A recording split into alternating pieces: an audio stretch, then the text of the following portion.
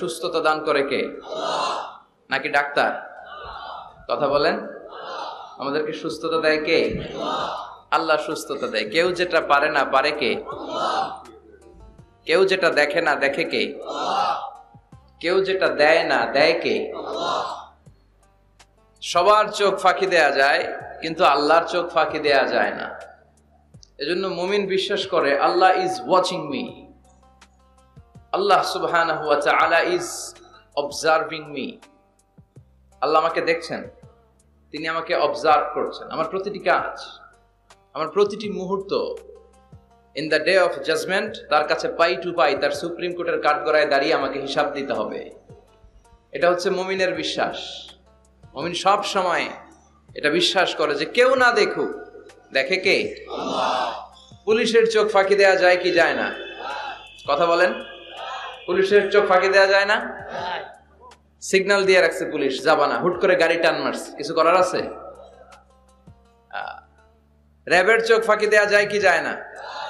বিমানবন্দরে কাস্টমস অফিসারের চোখ, যারা দেশের বাইরে থেকে আসেন, ইমিগ্রেশন পুলিশরা জিজ্ঞেস করে গোল্ড আছে? গোল্ড কোন দেশ থেকে আসছেন? গোল্ডের বার আছে? তো তাদের চোখ ফাঁকি দিয়ে অনেকে দেশের বাইরে থেকে গোল্ড নিয়ে আসে। কত বড় টাকা আছে না নাই? দেখেন, ওদের চোখ ফাঁকি দেয়া যায়। পরীক্ষার হলে যারা গার্ড দেয়, তারাও যাতে উল্টাপাল্টা করতে না পারে ম্যাজিস্ট্রেটও লাগানো হয়, ঠিক কিনা? ওই ম্যাজিস্ট্রেটের চোখ ফাঁকি দেয়া যায় কি যায় না? ফাঁকি দেয়া যায় না শুধু একজনের চোখ। এজন্য আমি সবসময় বলি যে কেউ যেটা দেখে না দেখে কে? কেউ যেটা শোনে না শোনে কে? আপনি যখন যে মুহূর্তে যেভাবে আল্লাহ তাআলাকে ডাক দেন তিনি শুনতে পায়। নাকি মাঝরাতে ডাক দিলে শোনে না? তুফানে পড়ে ডাক দিলে শোনে না? ভূমিকম্পের মাঝখানে ডাক দিলে উনি শোনে না?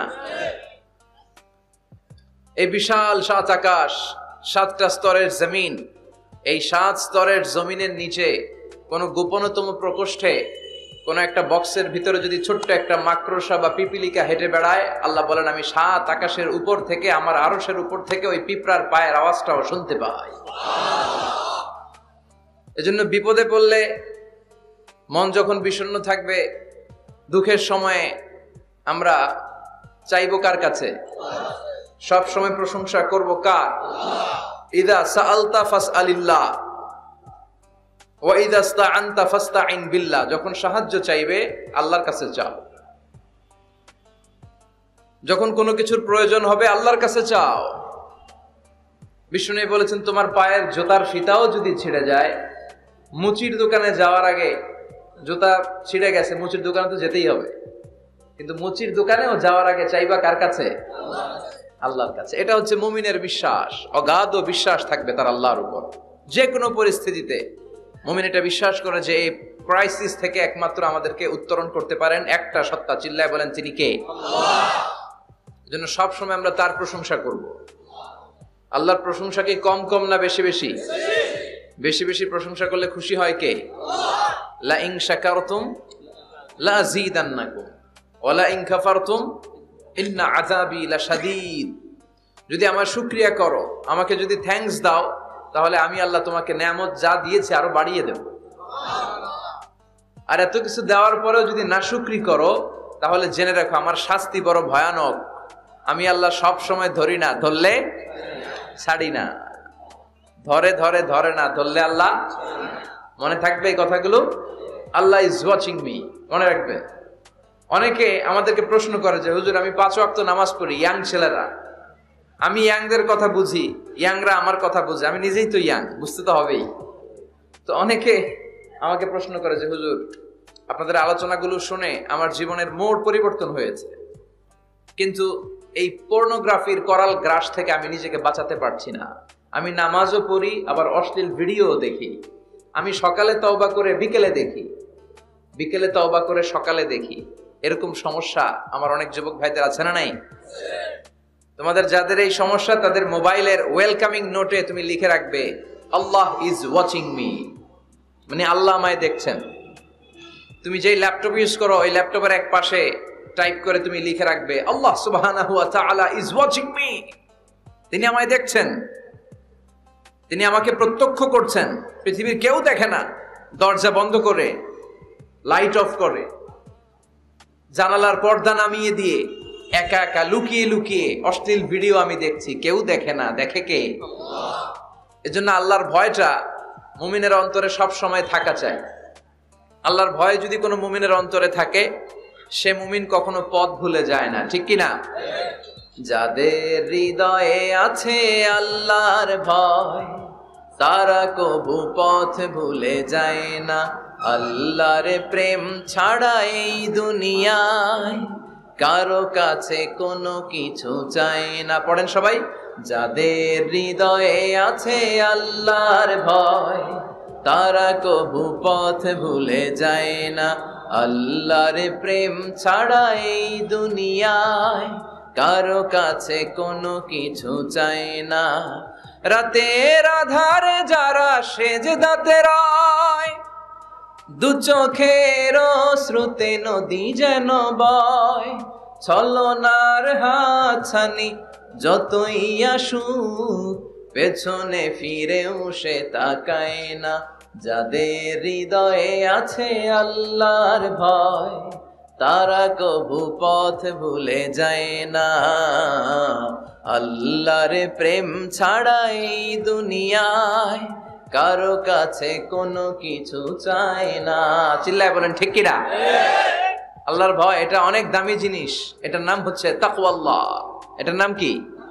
তাকওয়া। ওমরে ফারুক উবাই ইবনে কাব রাদিয়াল্লাহু তাআলা আনহুকে জিজ্ঞেস করলো, ইয়া উবাই, মা হুয়া তাকওয়া? উবাই, তাকওয়া কি? হোয়াট ইজ তাকওয়া? What is the definition of তাকওয়া?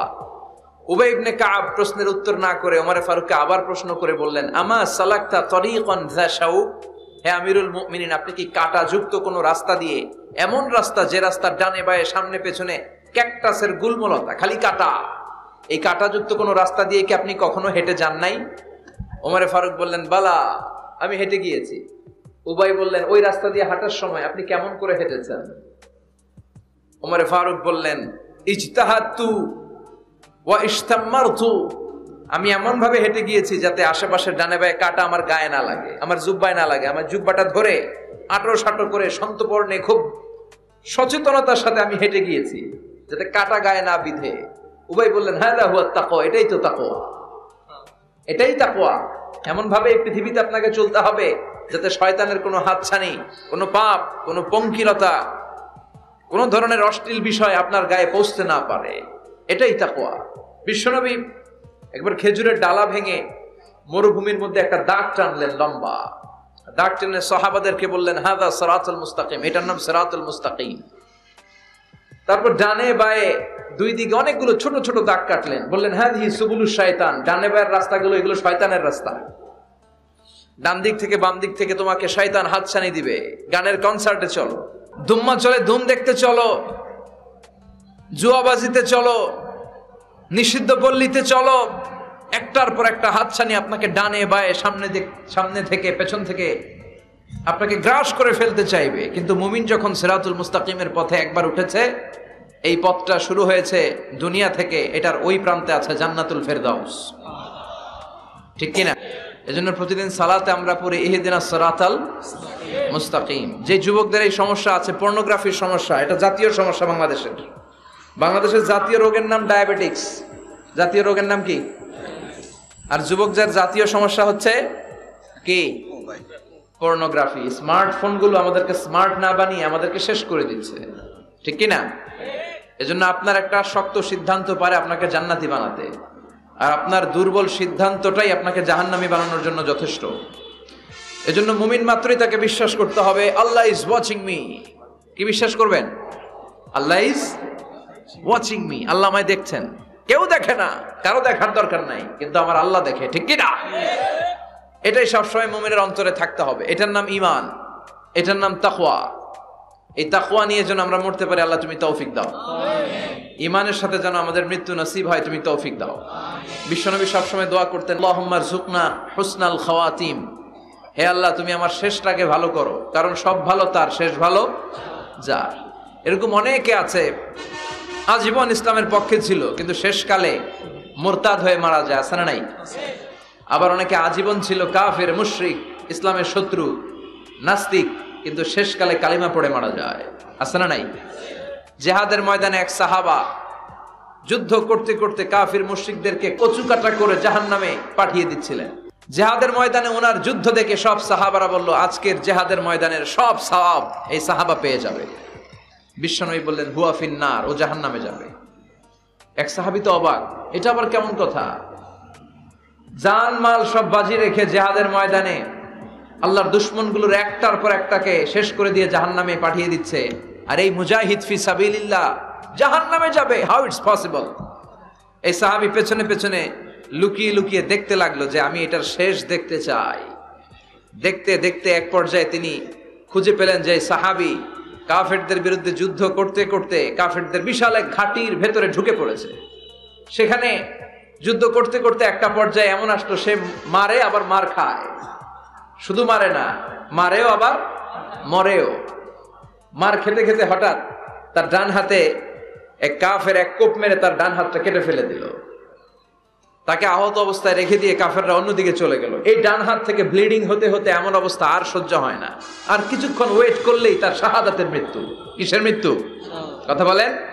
আমাকে শহীদ করে সেই মিছিলে শামিল করে নিও, যে মিছিলের নেতা মীর হামজা খোবায়েবে খাব্বাব আল্লাহর কাছে ছিল অতি প্রিয়, শামিল করে নিও আমাকে শহীদ করে সেই মিছিলে শামিল করে নিও। পড়েন আমিন। শাহাদাতের তামান্না যার অন্তরে থাকে না সে মুমিন হতে পারে না, সে মুনাফিক। মরতে তো হবেই, এজন্য আল্লাহর কাছে আমরা শাহাদাতের মৃত্যু চাই, ঠিক কিনা? বিশ্বনবী বলেন, শাহাদাতের মৃত্যু নিয়ে কেউ যদি বিছানায় পড়েও মারা যায়, কিয়ামতের দিন শহীদদের কাতারে আল্লাহ তাকে দাঁড় করিয়ে দিবে। তো যুদ্ধ করতে করতে ওই সাহাবা আর কিছু সময় অপেক্ষা করলেই শহীদি মৃত্যু। কিন্তু আর অপেক্ষা করতে না পেরে তলোয়ারটাকে সে মাটিতে গেড়ে ওই তলোয়ারের উপর ঝাঁপিয়ে পড়ল। পেটের এই পাশ থেকে ঢুকে পিঠ দিয়ে তলোয়ার বের হয়ে গেল, ওইখানে শেষ। তার মানে শাহাদাতের মৃত্যু হয় নাই, তার হয়েছে আত্মহত্যা। তার কি হয়েছে? সুইসাইড। মান খাতালা নাফসাহু বিশাইইন উযযিবা বিহি ইয়াউমাল কিয়ামা। যে ব্যক্তি যে জিনিস দিয়ে নিজেকে শেষ করবে কিয়ামতের দিন, ওটাই হবে তার শাস্তি। যে গলায় ওড়না পেঁচিয়ে মারা যায়, ওই মেয়েগুলো in the day of judgement, কিয়ামতের বিচার শেষে জাহান্নামে শুধু ওড়না পেঁচিয়ে মরতেই থাকবে। যে বিষ খেয়ে মারা যায়, ওর শাস্তি হবে জাহান্নামের বিষ খেয়ে খেয়ে সে জাহান্নামটাকে কাঁপিয়ে তুলবে। যে ছুরি ঢুকিয়ে স্ট্যাবিং করে মারা যায়, ও শুধু স্ট্যাবিং করতেই থাকবে জাহান্নামে। এই সাহাবা আত্মহত্যা করলেন। পেছন থেকে লুকিয়ে লুকিয়ে যে সাহাবা এই দৃশ্য দেখলো, সে দৌড়ে বিশ্বনবীর কাছে যেয়ে বলল, আশহাদু আন্নাকা মুহাম্মদ রাসূলুল্লাহ, আমি সাক্ষ্য দিচ্ছি নিশ্চয়ই আপনি আল্লাহর রাসূল। কারণ ওই সাহাবী আত্মহত্যা করে মারা গিয়েছে, তার কপালে শাহাদাত জুটে নাই। এজন্য বিশ্বনবী দোয়া করতে বলেছেন, আল্লাহুম্মা রযুকনা হুসনাল খাওয়াতিম, হে আল্লাহ আমাদের শেষটাকে তুমি ঈমানের মৃত্যু দিও, শেষ সময়টাতে তোমার নাম জপে যেন আমরা পৃথিবী থেকে যেতে পারি, তুমি তৌফিক দাও। চিল্লায় পড়েন আমিন। সব সময় মুমিন ভয় পাবে কাকে? চাইবে কার কাছে? নাকি খাজা বাবার কাছে, বড় হুজুর, ছোট হুজুর? একজনের কাছে আমরা চাইবো। চিৎকার করে বলেন, তিনি কে? তিনি হচ্ছেন আমাদের আল্লাহ। আমরা আল্লাহর দরবারে শুকরিয়া জানাই যে চমৎকার প্রোগ্রামে আল্লাহ তাআলা আমাদেরকে আসার বসার তৌফিক এনায়েত করেছেন। আসুন আমরা সবাই শুরুতে কালিমাতুশ শুকর উচ্চারণ করি। আমরা পড়ি আলহামদুলিল্লাহ। সবাই পড়েন, রব্বানা লাকাল হামদ হামদান কাসীরান তাইয়িবান মুবারাকান ফীহি ইয়া রাব্বি লাকাল হামদু কামা ইয়ানবাগি লিজালালি ওয়াজহিকা ওয়া আযীমি সুলতানিকা লাকাল হামদু বিল ঈমান লাকাল হামদু বিল ইসলাম লাকাল হামদু বিল কুরআন। আল্লাহ আজকের এই কথাগুলোকে, বলাটাকে, শোনাটাকে তুমি কবুল করো। আজকের মাহফিলটাকে তুমি আমাদের নাজাতের ওসিলা বানাও। আরো জোরে পড়ি আমিন। কালা কচুয়া, ধলা কচুয়া নাই এদিকে? ধলাও আছে? কালা কচুয়া। চাঁদপুরের দিকে আবার একটা আছে কচুয়া, না? কাজীমউদ্দিন খন্দকার উচ্চ বিদ্যালয়, আলহাজ আব্দুল হক খন্দকার মহিলা মাদ্রাসা ও ফারুকিয়া হাফিজিয়া মাদ্রাসা এতিমখানার উদ্যোগে 53তম বার্ষিক ওয়াজ ও দোয়ার মাহফিল। এদিকে 53 বছর বয়স হয়েছে এরকম মানুষই কম, হাতে গোনা কয়েকজন, ঠিক কিনা? 53 বছর ধরে এখানে কথা হয়। মাশাআল্লাহ। এই মাহফিলটা কিয়ামত পর্যন্ত এভাবে জারি থাক, আমরা চাই কি চাই না? আল্লাহ তুমি কবুল করো। স্থান হচ্ছে কাজীমউদ্দিন খন্দকার উচ্চ বিদ্যালয় ময়দান। সভাপতি আলহাজ মোহাম্মদ জামাল খন্দকার সাহেব। প্রধান অতিথি অ্যাডভোকেট আব্দুল মতিন খসরু সাহেব। আমাদের মাননীয় এমপি মহোদয়, সংসদ সদস্য কুমিল্লা 5, প্রেসিডিয়াম সদস্য বাংলাদেশ আওয়ামী লীগ ও সাবেক সফল মন্ত্রী আইন, বিচার ও সংসদ বিষয়ক মন্ত্রণালয়। অনেক নাম শুনেছি ওনার, দেখা হয় না। তো আজকে 2 ঘন্টা ধরে নাকি বসে আছে। আমিও আসছি দেরি করে। তারপরে এখানে একটা রেস্টুরেন্টে আমরা ডিনার করলাম। তো সবাই বারবার ফোন করে বলছিল যে এমপি সাহেব কিন্তু বসে আছে। আমি ওনার নাম শুনেছি, উনি খুব ধর্মপ্রাণ একজন মানুষ। অনেকে আছে এই বড় বড় পদগুলো পেলে ইসলামকে ভুলে যায়, এরকম ডাকাত আছে না নাই? কিন্তু আপনাদের এমপি মহোদয় ইসলাম প্রিয়, ধর্মপ্রাণ, ইসলাম সম্পর্কে জানেও বেশি, মানেও বেশি, এবং বিভিন্ন মাহফিলে উনি যান। সেখানে যে দেদারসে বিভিন্ন জায়গায় ফান্ডিং করেন, সেখানে দান খয়রাত করেন। আমি নাম শুনেছি ওনার অনেক। আল্লাহ ওনাকে ইসলামের জন্য তুমি কবুল করো। যতদিন বেঁচে থাকেন ততদিন যেন ইসলামের সৈনিক হিসেবে এই বাংলার জমিনে কাজ করতে পারে, তুমি তৌফিক দাও। আমার আগে কথা বলেছে মোহাম্মদ বেলাল হোসেন হেলালি সাহেব, চমৎকার কথা বলেছেন, সুনিশ্চিত কোরআন থেকেই কথা বলেছেন। কথা বলেছেন শরীফুল ইসলাম সুলতানি সাহেব। আরো অনেকে কথা বলেছেন। যারাই কথা বলেছে কোরআন থেকে বলেছে, আর কোরআন থেকে কথা বললে ওটা ভালো হয়, ঠিক কিনা? ওইখানে ভেজাল থাকে না, কারণ এই কিতাবটা এমন কিতাব যেই কিতাবে কোনো ভেজাল নাই। আছে? কথা বলেন। আপনারা তো ঝিমায় পড়ছেন কেন? হ্যাঁ, আপনাদের আওয়াজের চেয়ে যে ট্রাক যে যায় ওটার আওয়াজ হতে বেশি। মুমিনের আওয়াজ হতে হবে ইমানের তেজে আওয়াজ, ঠিক কিনা? সবাই মিলে 3টা তাকবীর পড়েন। লিল্লাহি তাকবীর, লিল্লাহি তাকবীর, লিল্লাহি তাকবীর। আল্লাহ আজীবন যেন তোমার নামের বরত্বের ঘোষণা দেই। আমরা সব সময় তাকবীর দেই একজনের নামে, তিনি কে? আমাদের সব স্লোগানে কার নাম থাকে? হিন্দুরা পড়ে जो तो मिटाना चाहे जीवन का तृष्णा सुबह शाम बोल बंदे कृष्णा कृष्णा कृष्णा। ওরা বলে কৃষ্ণা কৃষ্ণা, আমরা বলি जो तो मिटाना चाहे जीवन का जाला सुबह शाम बोल बंदे अल्लाह अल्लाह अल्लाह। ঠিক কি না? আমাদের সব জায়গায় থাকে আল্লাহ আল্লাহ আল্লাহ। আমরা এই আল্লাহর নামে অন্তরে স্থান দিতে চাই। এই অন্তরটা এমন একটা জায়গা, বিশ্বনবী বললেন ইন্না ফিল জাসাদি মুদগা, নিশ্চয় দেহে একটা গোশতের টুকরা আছে, ইযা সালুহাত সালুহাল জাসাদু কুল্লু, দেহের এই গোশতের টুকরাটা যদি ভালো হয়ে যায় পুরো দেহটা ভালো হয়ে যায়। ওয়া ইন ফাসাদাত ফাসাদাল জাসাদু কুল্লু, দেহের এই গোশতের টুকরা যদি পচে যায়, খারাপ হয়ে যায়, পুরো দেহটা খারাপ হয়ে যায়। বিশ্বনবী বললেন আলা ওয়াহিয়াল কলব, জেনে রাখো এই গোশতের টুকরাটার নাম হচ্ছে কলব। সেটার নাম কি? এই যে বাম স্তনের 2 আঙ্গুল নিচে থাকে, এটা এই জায়গায় আল্লাহ সেট করে দিয়েছেন কলব। আলা বিযিকরিল্লাহি তাতমাইন্নুল কুলুব, কোনো কিছু দিয়ে এই কলবের প্রশান্তি আসে না শুধুমাত্র আল্লাহর জিকির ছাড়া।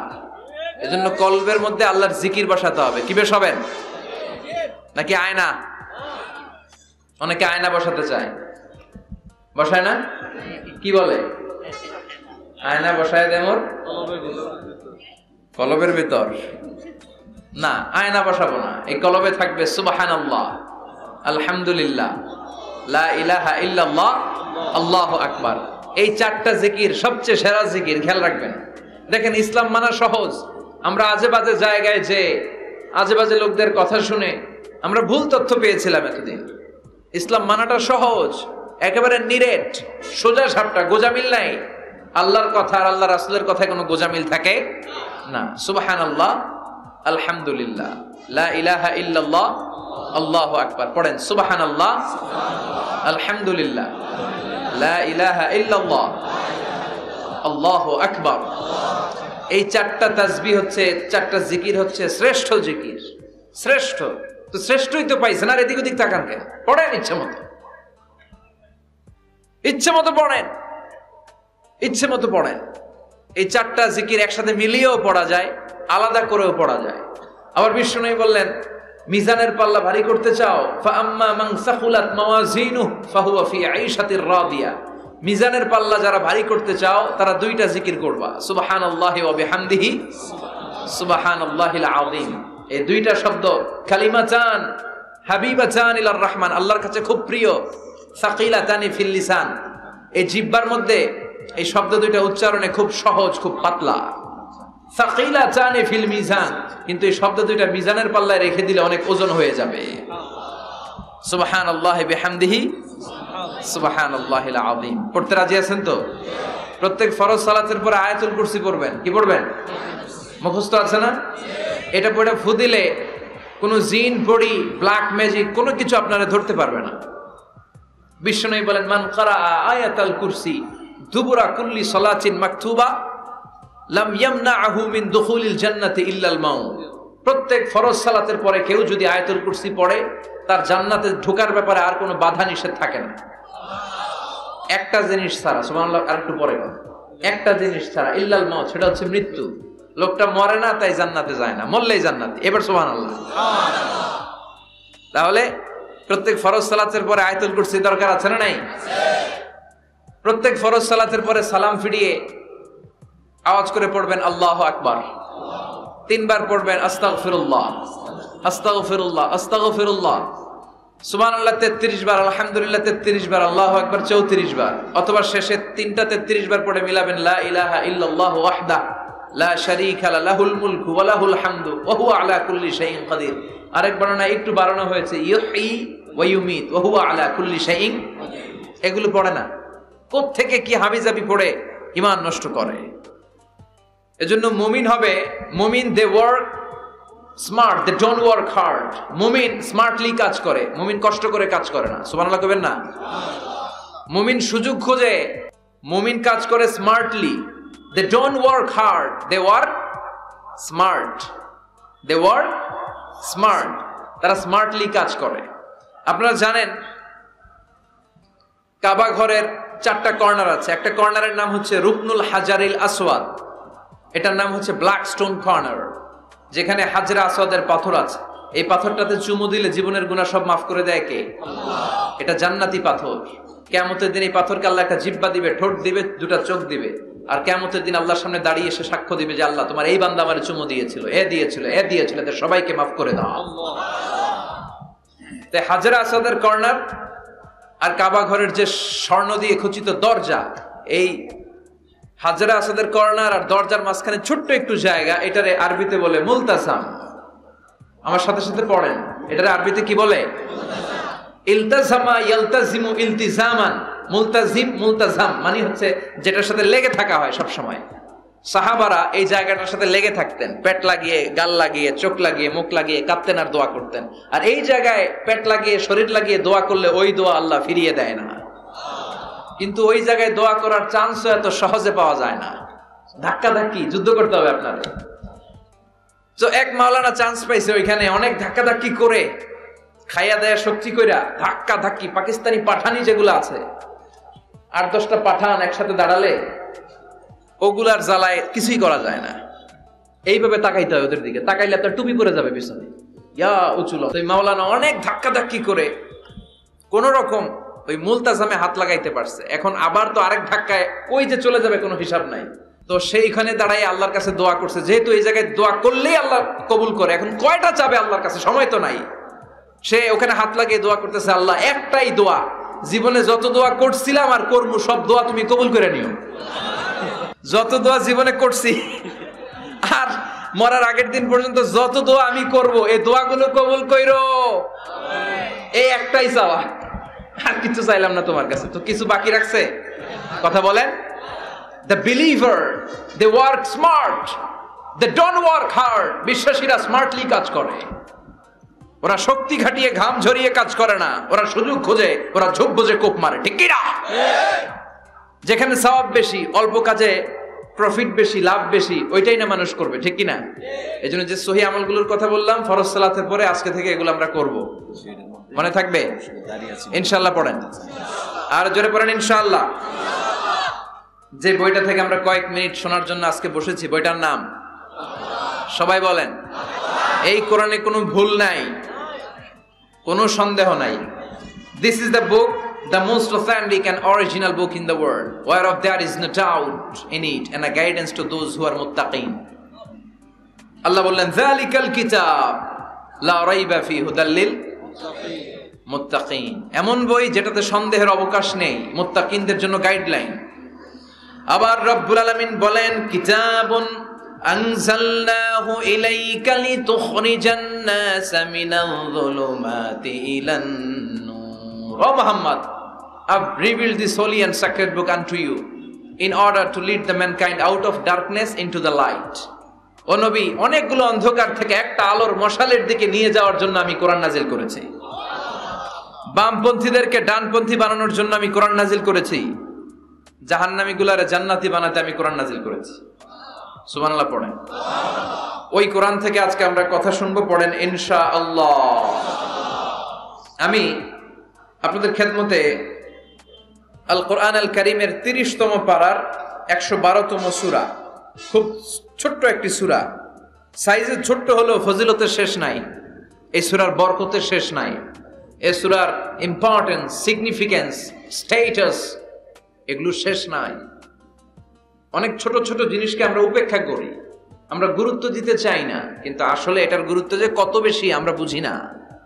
সূরাতুল ইখলাস হচ্ছে ওই রকম একটি সূরা যেটাকে আমরা গুরুত্ব দেই কম, আসলে অনেক গুরুত্বপূর্ণ। সুবহানাল্লাহ পড়েন। এমন একটা সূরা যে সূরাটা সবার মুখস্থ আছে, মুখস্থ নাই কার কার একটু হাত তোলেন। সবার মুখস্থ আছে না? আলহামদুলিল্লাহ পড়েন।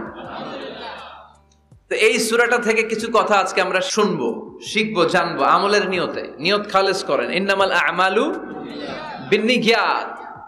সব কাজের প্রতিফল দেয়া হবে নিয়তের উপর বেস করে, বেসড অন ইউর ইন্টেনশন। আপনার কি ইচ্ছা ছিল, এজন্য সব কাজ করার আগে নিয়তটাকে খালেস করবেন। নামাজে দাঁড়ানোর আগে যদি নিয়তে গোলমাল থাকে নামাজ হবে? কথা বলেন। আপনি যদি লোক দেখানোর জন্য সালাত পড়েন হবে? মানুষে আপনারে আলহাজ ডাকবে, এজন্য যদি হজ করেন কবুল হবে? এরকম হাজি আছে না নাই? আলহাজ না ডাকলে চাইতে হবে, আছে না নাই? তো আপনি চেতেন কেন? আপনি কি আলহাজ শোনার জন্য হজ করছেন? হজ করেছি কার জন্য? আতিমুল হাজ্জা ওয়াল উমরাতা লিল্লাহ। আল্লাহর শব্দ চুজিংটা দেখছেন? আল্লাহর রুচি দেখেছেন? লিল্লাহ, আল্লাহ যোগ করে দিয়েছে আতিমুল হাজ্জা ওয়াল উমরাতা লিল্লাহ। হজ এবং উমরা করবে শুধুমাত্র একজনকে খুশি করার জন্য, তিনি কে? এটার নাম ইখলাস। সবকিছু আল্লাহর জন্য করতে চাওয়া, এটার আরবি নাম হচ্ছে ইখলাস। আরবি নাম কি? আরে ইখলাস নামে আল্লাহ কোরআন একটা সূরায় দিয়ে দিয়েছে। সুবহানাল্লাহ। কোরআনে যত সূরা আল্লাহ দিয়েছে প্রত্যেকটা সূরার নাম কোরআনের ওই সূরার ভেতরকার কোনো আয়াত থেকে বা শব্দ থেকে নেওয়া হয়েছে, কিন্তু এই সূরাটা এই সূরার ভেতরকার কোনো শব্দ থেকে এটার নামকরণ হয় নাই। সূরাতুল ইখলাসের ভিতরে আল ইখলাস শব্দটা আছে, এটা একটা সূরা। আর একটা সূরা আছে যেই সূরার নামকরণ ওই সূরার কোনো শব্দ থেকে নেওয়া হয় নাই, সেটা হচ্ছে সূরাতুল ফাতিহা। আল ফাতিহা শব্দটা সূরা ফাতিহা 7 আয়াতের কোথাও আছে? সূরাতুল ইখলাস আন্তরিকতার সূরা, দ্য সূরা অফ সিনসিয়ারিটি। তো এজন্য শুরুতে নিয়ত খালেস করে নেন যে যা আজকে আমরা শুনবো আমলের নিয়তে। ইনশাআল্লাহ পড়েন। আল্লাহ তুমি কবুল করো। তবে আমি যখন বক্তৃতা করি আমি মনে করি যে আমি ক্লাস নিচ্ছি, এবং আমাকে অনেকে মেসেজ করে যে, আমাকে আমার ফেসবুক পেজে অনেকে মেসেজ করে যে হুজুর আমি আপনার তাফসীর ক্লাসের একজন ছাত্র। আমার বুকটা ভরে যায়, আমার খুব আনন্দ হয় তখন যে আমি আপনার তাফসীর ক্লাসের এক ছাত্রী, আমি আপনার তাফসীর ক্লাসের এক ছাত্র। তো এটা একটা ক্লাস, এজন্য আপনাদেরকে কিছু জিজ্ঞেস করলে আপনারা আওয়াজ করে উত্তর দিবেন। সূরাটার নাম হচ্ছে সূরাতুল ইখলাস। কি নাম? সূরাতুল ইখলাস। এই সূরার আয়াত সংখ্যা 4টি। চিল্লায় বলেন কয়টি? 4টি। এই সূরাটা মাক্কি সূরা। কি সূরা? কোরআনের সূরাগুলো দুই ভাগে বিভক্ত, একটা মাক্কি আর একটা মাদানী। এটা কি সূরা? সবাই বলেন। এটা কোরআনের 112তম সূরা। এই সূরায় মোট শব্দ আছে 15টা, অক্ষর আছে 47টা। আলহামদুলিল্লাহ পড়েন। সূরাটার নাম হচ্ছে সূরাতুল ইখলাস। সূরাতুল ইখলাসে শুধু এই সূরার নাম নয়, আরো অনেকগুলো নাম পাওয়া যায় এই সূরার। তন্মধ্যে একটি নাম হচ্ছে সূরাতুত তাওহীদ। সূরাতুল ইখলাসের অপর আরেকটি নাম হচ্ছে সূরাতুত তাওহীদেরই মুর্শিদ আমার মুহাম্মাদের নাম বলো, মুহাম্মাদের নাম। আল্লাহর নাম জপলে বুঝতে পারি আল্লাহরই কালাম, বলো মুহাম্মাদের নাম। ওই নামেরই রশি ধরে যাই আল্লাহর পথে, ওই নামেরই ভেলায় চড়ে ভাসি নূরের স্রোতে। ওই নামের বাতি জেলে দেখি আরশের মুকাম, বলো মুহাম্মাদের নাম। পড়েন তাওহীদেরই মুর্শিদ আমার মুহাম্মাদের নাম, বলো মুহাম্মাদের নাম। আল্লাহর নাম জপলে বুঝতে পারি আল্লাহরই কালাম, বলো মুহাম্মাদের নাম। সুবহানাল্লাহ পড়েন। এই সূরার একটা নাম হলো সূরাতুত তাওহীদ। কি নাম? সবাই বলেন সূরাতুত তাওহীদ। কি নাম? তাওহীদের সূরা। তাওহীদ মানে একত্ববাদ, oneness of God, oneness of creator. আমাদের স্রষ্টা যে একজন, সেটাকে আরবিতে বলে তাওহীদ। আমরা এক আল্লাহ কেন্দ্রিক সব কাজ করি। আমরা নামাজের সময় ডাকি কারে? আজানের সময়, একামতে, জবাই, কুরবানি, স্লোগান, সবকিছুতে কার নাম? এটার বলে তাওহীদ। আর এই তাওহীদের বিপরীত হচ্ছে শিরক। আল্লাহ ছাড়া অন্য কারো কাছে হাত পাতা।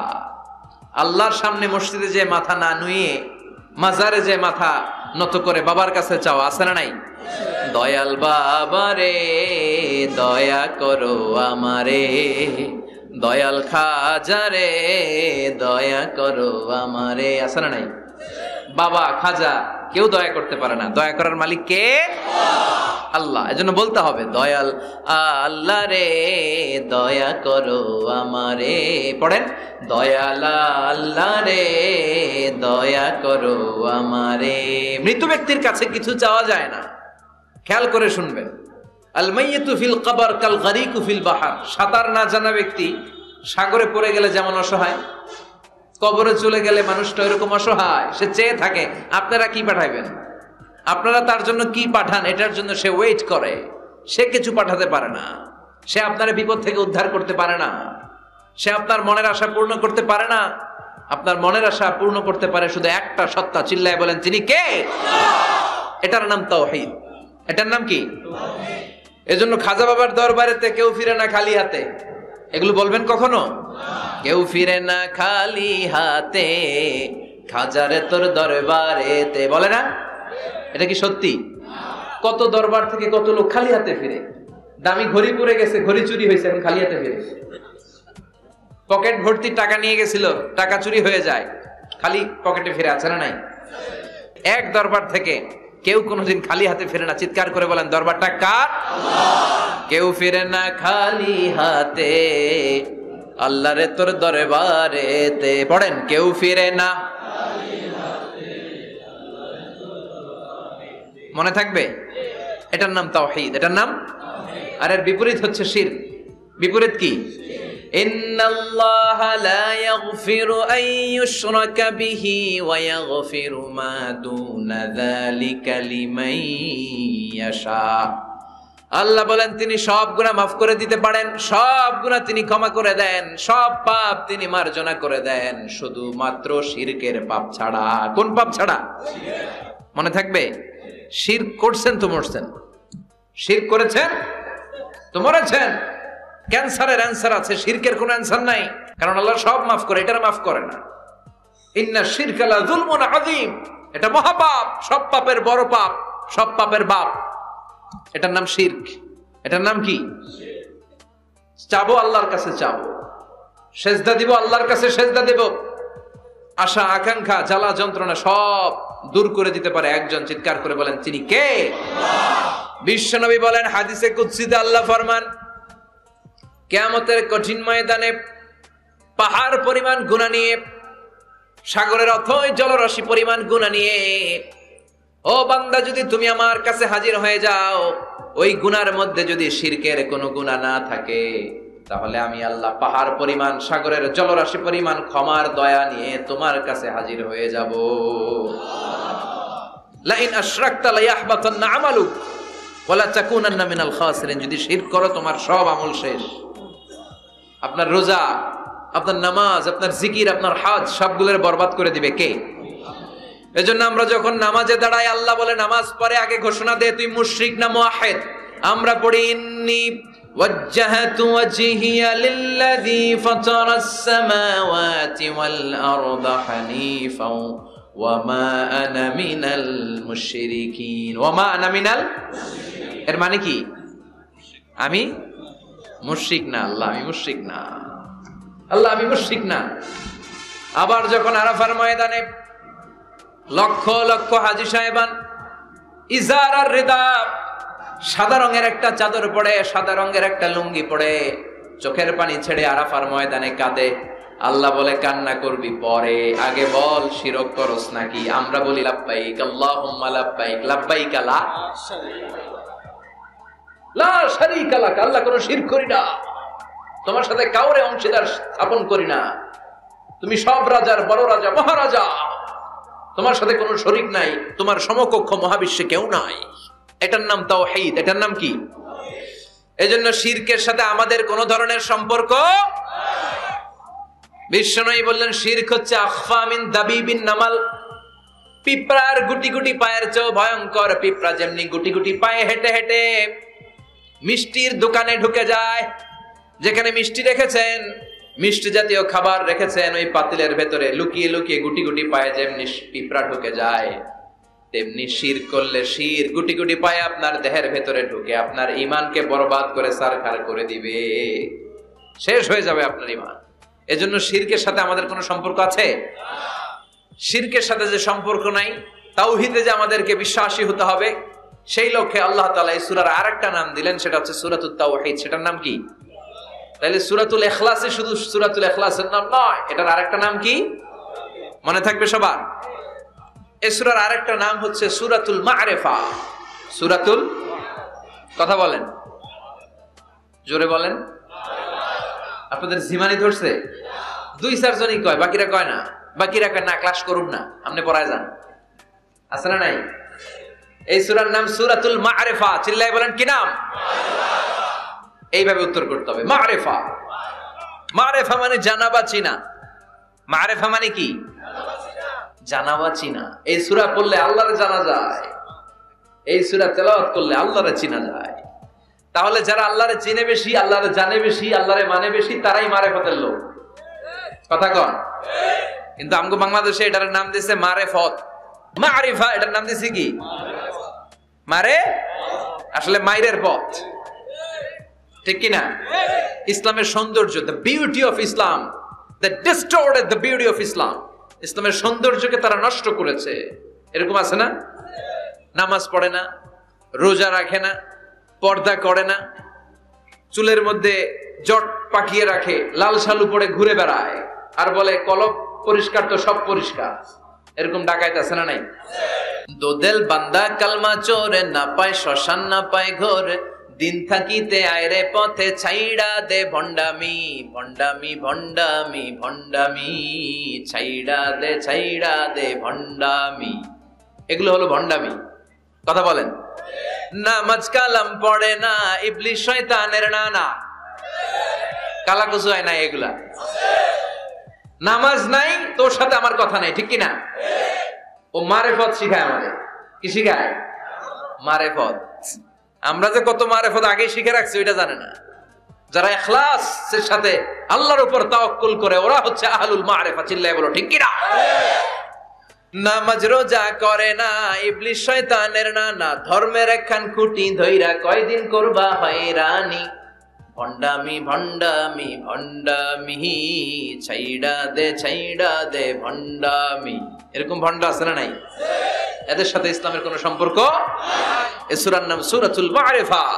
এই সূরা পড়লে আল্লাহরে জানা যায়, আল্লাহরে চেনা যায়, ঠিক কিনা? তাহলে শিখলেন এই সূরার একটা নাম সূরাতুত তাওহীদ, আরেক নাম সূরাতুল মা'রিফা। এই সূরার আরেকটা নাম সূরাতুস সামাদ। সূরাতুস, কেননা এই সূরার ভেতরে সামাদ শব্দটা আছে না নাই?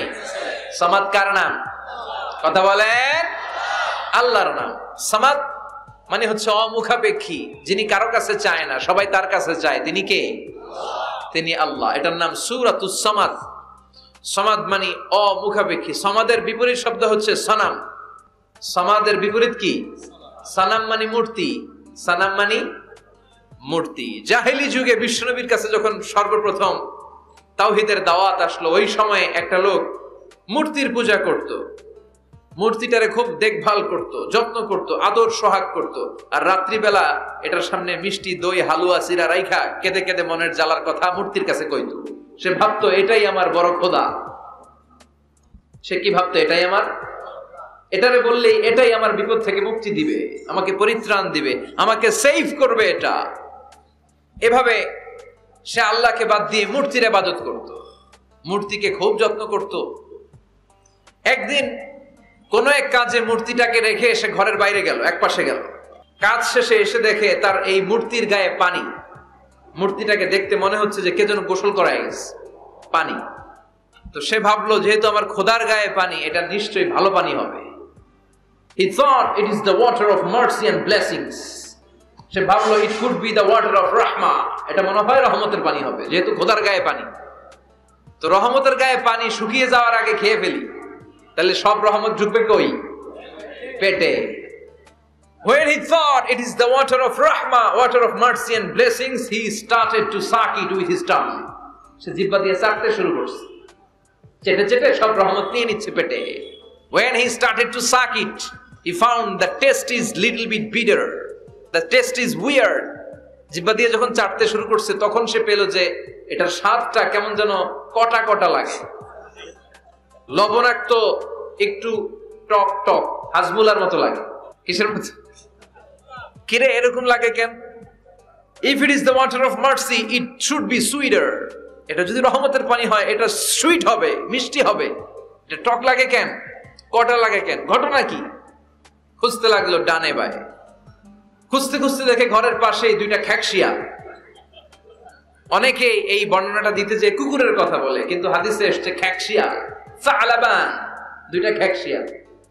দেখতো যে একটা খ্যাকশিয়াল এখনো পা উঁচু করে রাখছে, মাঝখান থেকে রহমতের পানি এখনো কিছু পড়ছে, just dropping the water of রাহমা, এখনো পড়তেছে টপ টপ। বোঝা যায় না? বোঝা যায়। টনক নড়েছে তার ঘুমন্ত বিবেক এবার জেগেছে। এবার সে চিন্তা করলো, হায় হায়, এতক্ষণ ভাবছি রহমতের পানি, এখন দেখি কুত্তার মুত, এখন দেখি খ্যাকশিয়ালের পেশাব।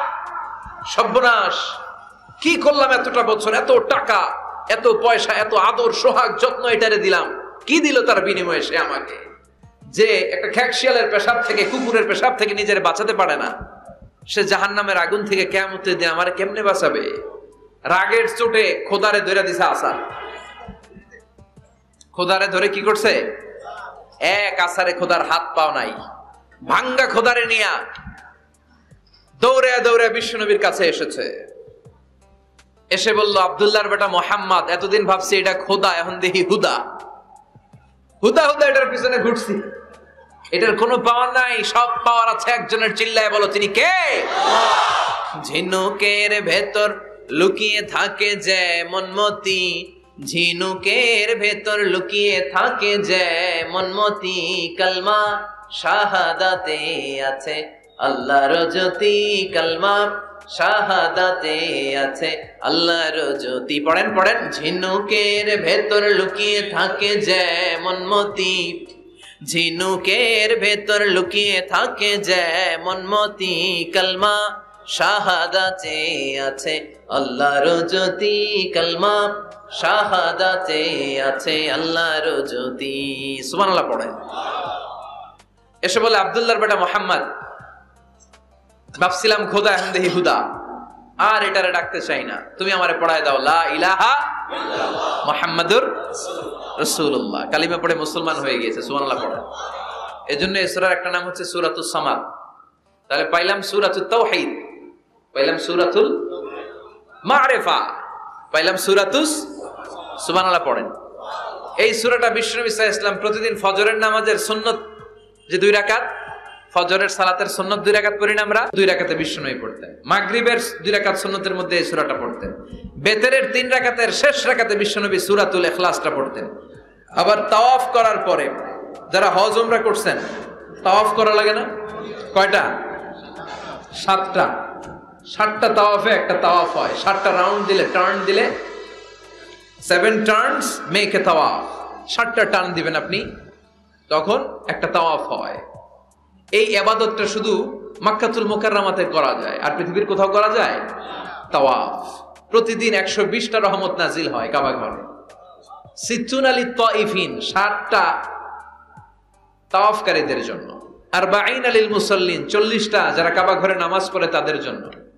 ওয়াল 20 লিন-নাযিরিনা ইলাল কাবা, বাকি 20টা যারা নামাজও পড়ে না, তাওয়াফও করে না, শুধু কাবার দিকে দুচোখ মেলে তাকিয়ে থাকে, তাদের উপর প্রতিনিয়ত 20টা রহমত নাজিল হতে থাকে। প্রতিদিন 120টা রহমত নাজিল হয় কাবাকে কেন্দ্র করে। সুবহানাল্লাহ। বাড়িতে গিয়া চিৎকার করে আল্লাহু আকবার। এই 7 তাওয়াফ করার পরে 2 রাকাত নামাজ পড়া সুন্নাত। জানেন? জানা না থাকলে জেনে রাখেন, হজে যেদিন যাবেন কাজে লাগবে, উমরা করতে গেলেও লাগবে। 7 তাওয়াফ করে 2 রাকাত সালাত পড়তে হয়। এই 2 রাকাতের প্রথম রাকাতে বিশ্বনবী পড়তেন সূরাতুল কাফিরুন, কুল ইয়া আইয়ুহাল লা আ'বুদু মা, আর দ্বিতীয় রাকাতে পড়তেন সূরাতুল ইখলাস। সুবহানাল্লাহ পড়েন। আবার বিশ্বনবী এই সূরাকে বলেছেন সুলুসুল কোরআন, কোরআনের 3 ভাগের 1 ভাগ। একবার কেউ যদি তাজবিদের সাথে সূরাতুল ইখলাস তেলাওয়াত করে, রব্বুল আলামিন তার আমলনামায় 10 পারা কোরআন তেলাওয়াতের সওয়াব দিয়ে দিবে। 2 বার তেলাওয়াত করলে 20 পারার সওয়াব দেয়া হবে। 3 বার যদি কেউ এই ছোট্ট সূরাটা কেবলমাত্র 3 বার তেলাওয়াত করে, পুরো কোরআন খতমের সওয়াব আমলনামায় দিবে কে? ফজিলত কম না বেশি? টের পাচ্ছেন তো ফজিলতটা? 3 বার পড়লে পুরো কোরআন কভার। কোন কোন মুহাদ্দিসিন বলেছেন না, বিশ্বনবী সুলুসুল কোরআন দ্বারা 1/3 অফ দ্য বুক দ্বারা এটা বুঝায় নাই। বিশ্বনবী বুঝিয়েছেন পুরো কোরআনটাকে যদি প্রেসাইজ করা হয়, কনসাইজ করা হয়, যে হুজুর পুরো কোরআনের সব কথাগুলোর আপনি প্রেসাইজ করে 3 শব্দে আমারে বলেন যে পুরো কোরআন আল্লাহ কি বলেছে, তাহলে আমি বলবো কোরআনে আল্লাহ আপনাকে বলেছে তাওহীদের কথা, বলেছে রিসালাতের কথা, আর বলেছে আখিরাতের কথা। তাহলে পুরো কোরআনের মৌলিক কথা 3টা। 1 নাম্বার তাওহীদ, 2 নাম্বার রিসালাত, 3 নাম্বার সবাই বলেন 1 নাম্বার, 2 নাম্বার, 3 নাম্বার। যেহেতু এই সূরাটা তাওহীদ নিয়ে কথা বলে, যেহেতু এই সূরাটা তাওহীদের রূপরেখা অঙ্কন করেছে, সেহেতু কেউ যদি এই সূরাটা পড়ে কেমন যেন সে কোরআনের 3 ভাগের 1 ভাগ তেলাওয়াত করে ফেললো। কোন সুবহানাল্লাহ। এজন্য এটাকে বিশ্বনবী বলেছেন সুলুসুল কোরআন, 1/3 অফ দ্য বুক। হয় একবার পড়লে 10 পারা, 2 বার 20 পারা, 3 বারে পুরো খতম, না হয় অন্তত তাওহীদের সব বিষয়গুলো আপনার অন্তরের মধ্যে ঢুকে যাবে। চিল্লায় কোন আল্লাহু আকবার। অনেক বরকতের সূরা। বিশ্বনবী মুহাম্মদ রাসূলুল্লাহ সাল্লাল্লাহু আলাইহি ওয়াসাল্লাম মক্কা থেকে মদিনায় হিজরত করে আসলেন। মদিনায় যাওয়ার আগে কোবা পল্লী, যারা হজ উমরায় গিয়েছেন, মক্কা থেকে মাত্র 5 কিলোমিটার দূর একটা মসজিদ আছে, মসজিদে কোবা। প্রতিদিন শনিবার বিশ্বনবী মসজিদে নববী থেকে কোবা মসজিদে হেঁটে হেঁটে যে 2 রাকাত নামাজ পড়তেন। কেউ যদি অজু করে, ঘর থেকে অজু করে যে কোবার মসজিদে নামাজ পড়ে, তার আমল নামে আল্লাহ একটা কবুল উমরা হজের সওয়াব দিয়ে দিবে। এজন্য দেখবেন প্রতি শনিবারে কোবা মসজিদে ভিড়। আমি যতবার গিয়েছি সৌদিতে, প্রত্যেক শনিবারে ওখানে জিয়ারত করেছি। শনিবারে যে কোবা মসজিদে আপনি নামাজ পড়বেন। এই কোবা মসজিদ তৈরি করে বিশ্বনবী চলে আসলেন মদিনাতুল মুনাওয়ারাতে। এসে তিনি জায়গা চুজ করলেন, কোথায় হবে আমার মসজিদ, লোকেশন চুজ করলেন। বিশ্বনবী লোকেশন চুজ করতে পারতেন খুব ভালো। খুঁজে খুঁজে এমন একটা জায়গা তিনি বাছাই করলেন, সেন্টার অফ দ্য সিটি, এটা শহরের একেবারে মাঝখানের জায়গা। বিশ্বনবী বললেন এই জায়গা আমার লাগবে। সুবহানাল্লাহ কইবেন না? কি জ্ঞান, কি বুদ্ধিমত্তা, কি ফিলোসফি ছিল বিশ্বনবীর। সব জায়গায় বিশ্বনবীর এই অভাবনীয় বুদ্ধিমত্তা। বিশ্বনবী যখন কোনো যুদ্ধে যেতেন, যুদ্ধ ডান দিকে, যুদ্ধ কোন দিকে? কিন্তু সেনাপতি নিয়ে বের হইতেন বাম দিকে, বের হইতেন বাম দিক দিয়ে, ঘুইরা টুইরা ওই দিকে যাইতেন। সুবহানাল্লাহ কইবেন না? যাতে কেউ কল্পনাই করতে না পারে কোথায় অ্যাটাক করবে উনি। এটা হচ্ছে সেনাপতির যুদ্ধ কৌশল। বিশ্বনবীর যুদ্ধ যদি হতো বাম দিকে, উনি বের হইতেন ওই দিকে। বিশ্বনবীর যুদ্ধ হলো সামনে, মদিনা থেকে তিনি পিছনের রাস্তা দিয়ে অনেক দূরে চলে যেতেন।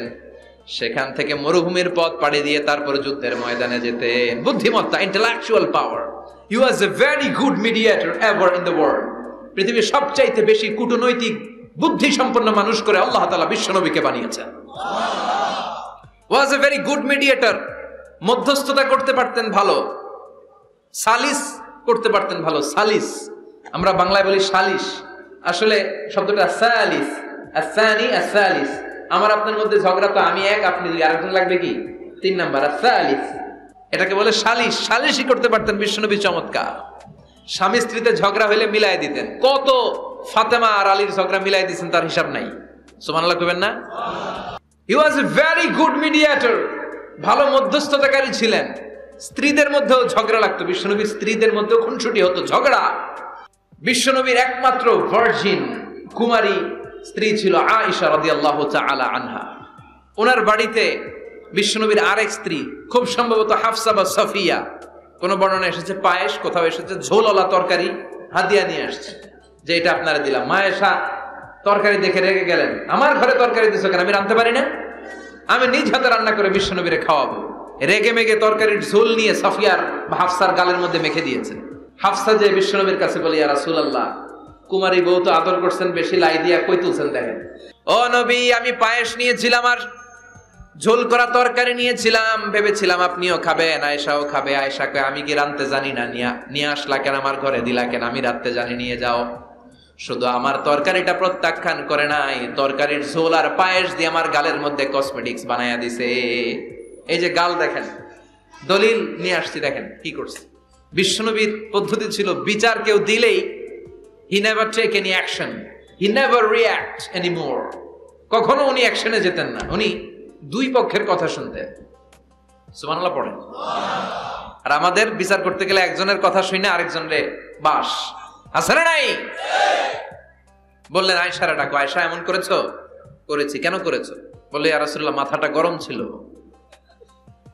নিজেকে সামলাতে পারিনি গো নবী, সামলাতে পারিনি, আমি ভুল করেছি, আমি স্বীকার করলাম, মাফ করে দেন। বিশ্বনবী বললেন, এবার ঠিক আছে, দুজনের কথা আমি শুনেছি, এবার আমার জাজমেন্ট হচ্ছে কিসাস, মানে যেমন করেছো তেমন, গুতা মারলে গুতা, ঘুষি মারলে ঘুষি, আঘাত করলে আঘাত, ঠিক কিনা? হাফসাকে তুমি যেমনি ঝোল মাখিয়ে দিয়েছো, হাফসা তুমিও বাটি থেকে ঝোল নিয়ে আয়েশার গালে পলিশ করে দাও। হাফসাও সুযোগ পাইয়া ঝোল নিয়ে মাইখা দিছে। এবার দুইজনের গালে কসমেটিক্স। বিশ্বনবী মুচকি হাসলেন, আরশের উপর থেকে খুশি হয়ে গেল কে? আল্লাহ। এটা হচ্ছে বিশ্বনবীর বিচার করার বুদ্ধিমত্তা। হি ওয়াজ এ ভেরি গুড মিডিয়েটর। ঝগড়া লাগলেই, বুখারীতে একটা চ্যাপ্টার আছে, চ্যাপ্টারের নাম হচ্ছে ইযহাবু বিনা নুসলিহ বাইনাহুম। চ্যাপ্টারের নাম আমাকে নিয়ে চলো, আমি মিলাইয়া দিব। চ্যাপ্টারের নাম কি? আমাকে নিয়ে যাও, আমি মিলাইয়া দিয়ে আসবো। কত জায়গায় যে বিশ্বনবী যে মিলাইয়া দিয়ে আসতেন। মক্কা থেকে তিনি যখন মদিনায় এসেছেন, মদিনার দুইটা গোত্র ছিল, আউস আর খাজরাজ। এদের এই দুই গোত্রের মধ্যে 100 বছরের মারামারি, 120 বছরের যুদ্ধ, কেউ থামাতে পারে না। থামাতে পারবে কি করে? বাবা যখন মারা যায়, ছেলেরা বলতো, আমারে মারছিল, তোরাও মারবি। কেউ যখন ইন্তেকাল করে ওসিয়ত করে যেত, আমারে কোপাইছে, তোরাও কোপাবি, কোপায়া সাইজ করে ফেলবি। তো সবাই সবার রাগ আর ঝাল মেটানোর জন্য এরকম ছেলে মেয়েদেরকে ওসিয়ত করে যেত যে এই যুদ্ধ যেন বন্ধ না হয়, আমার প্রতিশোধ তুই নিবি বাবা। এরকম ডাকাইত কিছু লোক আছে না নাই? দাউ দাউ করে আগুন শুধু জ্বালাতে চায়। 120 বছরের যুদ্ধ কেউ থামাতে পারে না। বিশ্বনবী মক্কা থেকে মদিনায় হিজরত করলেন। মদিনায় যে উভয় পক্ষরে নিয়ে বসলেন, উভয় পক্ষের সব কথা শুনলেন। এরপরে কথা শোনার পরে মাত্র 7 দিনের ব্যবধানে বিশ্বনবী 120 বছরের যুদ্ধ মিটায় দিলেন। এতদিন পর্যন্ত নিয়ম ছিল, আউসের কেউ খাজরাজের কোনো মেয়ে বিয়ে করে না, খাজরাজের কোনো ছেলে আউস থেকে মেয়ে নেয় না। ওদের আনন্দ ওদের মতো, এদের আনন্দ এদের মতো। এই মিলিয়ে দেওয়ার পর থেকে আউস আর খাজরাজের মধ্যে বিয়ে করানোর ধুম পড়ে গেল। এরা কুরবানির গোশত নিয়ে আউসের এরা খাজরাজের বাড়িতে দিয়ে আসে, খাজরাজের এরা আবার উট জবাই করলে বড় রান দিয়ে আসে আউসের কাছে। সুবহানাল্লাহ পড়ে। বিশ্বনবী ছিলেন গুড মিডিয়েটর। তিনি মদিনায় লোকেশন খুঁজতেছেন, কোথায় হবে আমার মসজিদ নববী, যেটা হবে আমার ক্যান্টনমেন্ট, যেটা হবে আমার গণভবন, যেটা হবে আমার বাসভবন, যেখান থেকে আমি মিলিটারি সোলজার পাঠাবো অ্যাটাক করার জন্য, যেখানে হবে আমার জেলখানা, যেখানে হবে আল্লাহর কাছে সেজদা দেওয়ার জিকির করার জায়গা। চিল্লা এখন ঠিক কিনা? এখন মসজিদগুলোরে আমরা মনে করছি শুধু ইবাদতের জায়গা, এই মসজিদ কেন্দ্রিক সব হতে হবে। আপনি গোটা বিশ্ব দেখেন, বাংলাদেশের ছোট্ট একটা চিপার মধ্যে একটা মসজিদ দাঁড় করা হয়েছে। মসজিদ হবে অনেক বড় এরিয়া নিয়ে, পার্কিং লট থাকবে বড় বড়। মসজিদের একতলায় থাকবে কমিউনিটি সেন্টার, এক জায়গায় থাকবে হিজামা সেন্টার, এক জায়গায় থাকবে রুকিয়া সেন্টার, আরেক জায়গায় খতিব সাহেব সোশ্যাল কাউন্সিলিং করবে। যুবকদের কি সমস্যা, নারীদের কি সমস্যা, বিধবাদের কি সমস্যা, কার কি মাসালা জানার আছে, লিগ্যাল অপিনিয়ন জানার আছে, খতিব সাহেব সোশ্যাল কাউন্সিলিং করবে। চিল্লা এখন ঠিক কিনা? এইভাবে গোটা বিশ্বব্যাপী মসজিদ কেন্দ্রিক কাজ হয়। এদেশে মসজিদে শুধু নামাজ, আর কিছু নাই। বিশ্বনবী লোকেশন তালাশ করতেছেন, কোথায় বানানো যায় মসজিদ নববী। খুঁজতে খুঁজতে এমন জায়গায় বিশ্বনবী চয়েস করলো, ওটা ছিল ছাগল ঘোড়া এগুলোর আস্তাবল, কিছু জায়গায় খেজুর গাছের ভাঙ্গা ক্ষেত, আর কিছু জায়গায় কাফির মুশরিকদের কবরস্থান। এখন এই জায়গায় মসজিদ করা তো কঠিন। বিশ্বনবী বললেন, না, আমার নজর এক জায়গায় যদি পড়ে ওইখান থেকে আমি ফিরাই না সহজে, ট্রাই করো, এটাই আমার লাগবে মসজিদে নববী। বিশ্বনবী বললেন, ছাগল গরুর আস্তাবলকে সমান করো, খেজুর গাছ ভাঙ্গা যেগুলো আছে খেজুর গাছগুলোরে কেটে ফেলো, কাফের মুশরিকদের যত কবরস্থান আছে কবরস্থান থেকে হাড্ডি গুড্ডি এখান থেকে নিয়ে অন্য জায়গায় দাফন করো। সুবহানাল্লাহ। মসজিদে নববী শুরু হয়ে গেল। নিজ হাতে পাথর কেটে কেটে তিনি মসজিদে নববী বানালেন। আর এর আগে যেটা বানায় আসছে ওটার নাম মসজিদে কুবা। ওটার নাম কি? আপনাদের এলাকায় অনেক জায়গায় আছে না মসজিদে কুবা? কুমিল্লাতে একটা আছে, আছে না? 2 জায়গায়। এই মসজিদে কুবাতে বিশ্বনবী সাল্লাল্লাহু আলাইহি ওয়াসাল্লাম এক সাহাবাকে ইমাম বানায় দিয়ে আসলেন। উনি ইমামতি করে ওই মসজিদে, আর বিশ্বনবী ইমামতি করে মসজিদ নববীতে। মসজিদে কুবার যে ইমাম, তিনি প্রতি রাকাতে জাহারি কেরাতে, মানে মাগরিব এশার ফজরের সালাতে প্রত্যেক রাকাতে সূরা ফাতিহার পরেই এই সূরা ইখলাস পড়ে। শুনতেছেন? প্রত্যেক রাকাতে সূরা ফাতিহার পরে কি পড়ে? ইখলাস। মাগরিবের প্রথম রাকাতেও ইখলাস, দ্বিতীয় রাকাতেও ইখলাস, এশার প্রথম রাকাতে ইখলাস, দ্বিতীয় রাকাতেও ইখলাস। ইখলাস পরে এরপর অন্য একটা সূরা পড়ে, কিন্তু শুরু করে ইখলাস দিয়ে। ফজরের প্রথম রাকাতেও ইখলাস, দ্বিতীয় রাকাতেও। মুসল্লিরাকে পাইছি কি? পাইছি কি? খালি ইখলাস, খালি ইখলাস। যে ধরছে, আপনি পাইছেন কি বলেন? ইমাম সাহেব বলে, কিছুই পাই নাই, আমার মন চায় আমি পড়ি, তোর মন চাইলে তুই পড়, নাইলে যা। তোর কমিটির সভাপতি সেক্রেটারি এই মসজিদের ইমাম হিসাবে আমার নিয়োগ দেয় না, নিয়োগ দিছে বিশ্বনবী। আমার নিয়োগ যদি বাতিল করতে হয় লাগবে বিশ্বনবীরে তুই ভাগ। তোমার মনে চাইলে পড়ো, নাইলে অন্য মসজিদে পড়ো, যাও মিয়া। এটা তো সভাপতির সেক্রেটারির নিয়োগ দেয়া মসজিদ না, এটা নিয়োগ দিয়েছে বিশ্বনবী, ঠিক কিনা? নিয়োগ বাতিল করলো কে করবে? বিশ্বনবী। সবাই বিশ্বনবীর কাছে যে বললো, ইয়া রাসূলুল্লাহ, এমন ইমাম আপনি দিয়ে আসছেন, উনি ইখলাস ছাড়া আর কিছু পড়ে না। বিশ্বনবী বললেন, তাই নাকি? এমন করে কেন? ডেকে আনো। ডেকে আনা হলো।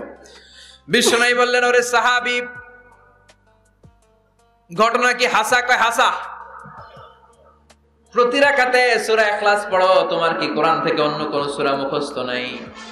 সাহাবী বলে, নবী, সব মুখস্থ আছে, কিন্তু এই সূরাটা আমার পড়তে ভালো লাগে, কারণ ফিহি সিফাতুর রহমান, এই সূরার ভেতরে আমার আল্লাহর পরিচয় আছে গো নবী।